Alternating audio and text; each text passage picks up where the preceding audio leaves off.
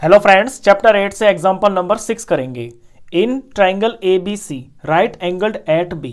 ए B C कोई triangle है, उसमें 90 डिग्री का जो एंगल है वो बी पॉइंट के ऊपर है। इसकी फिगर बुक में दे रखी है, लेकिन आपको फिगर प्रैक्टिस से बनानी आनी चाहिए। A B is equal to 5 centimetre. अब ए बी 5 सेंटीमीटर है, ए हम यहाँ भी रख सकते हैं, ए हम यहाँ भी रख सकते हैं, तो मैं यहाँ पे रख लेता हूँ ए पॉइंट। तो ए बी की लेंथ हो गई है 5 centimetre and angle A C B is equal to 30 degree. अब ए और बी पॉइंट मैंने ले लिए, तो तीसरा पॉइंट सी यहीं पे बचता है, और ये एंगल ए सी बी दे रखा है 30 डिग्री, बीच में सी है ना, इट मीन्स एंगल सी है ये 30 डिग्री का दिया हुआ है। Determine the lengths of the sides B C and A C. इसके अंदर बी सी की लेंथ आपने फाइंड करनी है और ए सी की लेंथ फाइंड करनी है। अब ये लेंथ फाइंड करने के लिए आपको ट्राइंगल के अंदर वो वाली ट्रिग्नोमेट्रिक रेशियोज लगानी होगी जिसमें एक वो साइड हो जो आपको गिवन है और एक वो साइड हो जो आपको अननोन है।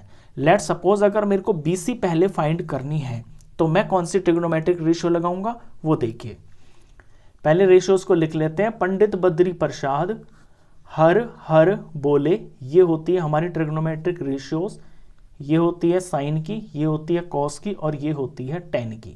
अगर मेरे को बीसी फाइंड करना है तो इस एंगल के हिसाब से ये जो बीसी है ये बेस होगा, पहले तो यही समझना होता है आपको। और एंगल के सामने वाली साइड जो होती है ये होती है परपेंडिकुलर। तो परपेंडिकुलर मेरे को पता है और बेस मेरे को फाइंड करना है, तो परपेंडिकुलर और बेस ये आता है 10 के अंदर, तो मैं 10 की रेशियो लगाऊंगा तो मेरे को ये बीसी मिल जाएगा। अब क्वेश्चन करते हैं। तो in right triangle A B C के अंदर मैं रेशियो लगाने वाला हूं परपेंडिकुलर अपॉन बेस। परपेंडिकुलर है ए बी और बेस है बी सी, और परपेंडिकुलर अपॉन बेस होता है 10 के बराबर। तो 10 और एंगल यहां पे 30 डिग्री का है, तो हम 10 30 लिखेंगे। ए बी की वैल्यू फाइंड करनी नहीं है हमको, ये हमें फाइंड है, तो यहाँ पे हम वैल्यू फिल कर लेते हैं 5।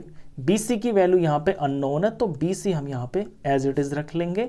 और 1030 की वैल्यू होती है 1 अपॉन में √3। अब BC 1 जार BC इज इक्वल टू, और 5 को इससे मल्टीप्लाई करेंगे तो 5√3, क्रॉस मल्टीप्लाई करने पर हमें BC की वैल्यू फाइंड हो गई 5√3 सेंटीमीटर। तो एक तो मैंने फाइंड कर दी है BC। अब AC को देखिए। AC की वैल्यू फाइंड करने के लिए AC यहां पे हमारा है हाइपोटेन्यूज।